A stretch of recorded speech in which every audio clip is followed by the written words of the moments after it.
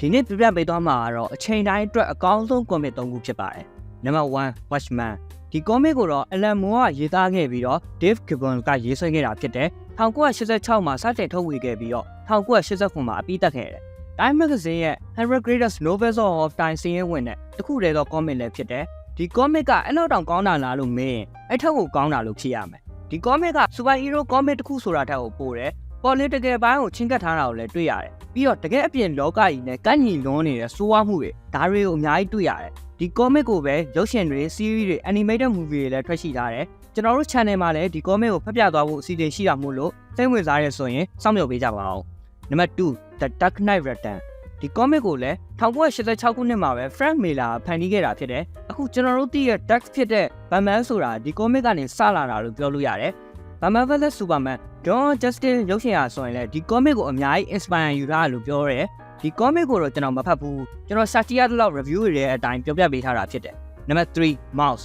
ဒီ comic ကတော့စိတ်ကူးရဲ့ဇာတ်လမ်းမဟုတ်ဘဲနဲ့ဒီ comic ကိုဖန်တီးသူ Art Spiegelman ကဒုတိယကမ္ဘာစစ်နာဇီတွေရဲ့လူမျိုးတုံးတပ်ဖြတ်တဲ့ထဲကလွတ်မြောက်လာတဲ့သူ့အဖေဖြစ်သူ Leonard Spiegelman ရဲ့အတိတ်ကဖြစ်ရတွေဒီဖြစ်ရတွေကနေအသက်ရှင်ခဲ့တာတော့မှကြန့်ရှိခဲ့တဲ့ trauma တွေကြောင့်ဖြစ်တဲ့ကိစ္စတွေဒါတွေအကြောင်းရေးဆွဲပြထားတာဖြစ်တယ်။1992မှာတော့ဒီ comic က Pulitzer ဆုရတဲ့ပထမအဆုံးနဲ့တစ်ခုတည်းသော comic ဖြစ်လာပါတယ်။နိုင်ငံတကာအကြောင်းတွေတက္ကသိုလ်တွေမှာဆိုရင်လည်းဒီ comic ကိုသင်ယူရဲပါထည့်သင်ကြတယ်။ Watchmen တို့ဒီ Mouse တို့ဟာဆိုရင် comic ဆိုတာထက် graphic novel လို့ပြောရင်ပုံမှန်နိုင်မယ်။ကဲခုပြပြပေးသွားတဲ့ comic တွေထဲမှာ brother တို့ဖတ်ဘူးရဆိုရင်လည်း brother တို့စိတ်ထဲရှိတာကို comment မှာမျှဝေပေးသွားလို့ရပါတယ်။ကျွန်တော်နောက်ထပ်ပြောချင်တာလေးကတော့ကျွန်တော်တို့ comic holic က Facebook, YouTube, TikTok အပြင် Telegram မှာပါရှိပါတယ်။ TikTok မှာတော့နေတိုင်းအပိုင်းတိုလေးတွေဖြတ်ပြီးတင်ပေးတာဖြစ်ပါတယ်။ပိုင်းတိုလေးတွေစောင့်ပြီးမကြည့်ချင်ရင်တော့ YouTube မှာ issue တစ်ခုစာအပြီးကြည့်လို့ရပါတယ်။ကျွန်တော်တို့ဖတ်ပြတဲ့ comic တွေကသွေးထွက်တန်ယူတွေ 18+ scene တွေအများကြီးပါတာမို့နောက်ပိုင်းကျစဉ်းစားဖြတ်ရတဲ့အခါကျရင်နားလည်ပေးဖို့တောင်းဆိုပါတယ်။ကဲလို့ Ancestor version ကိုကြည့်ချင်တယ်ဆိုရင်တော့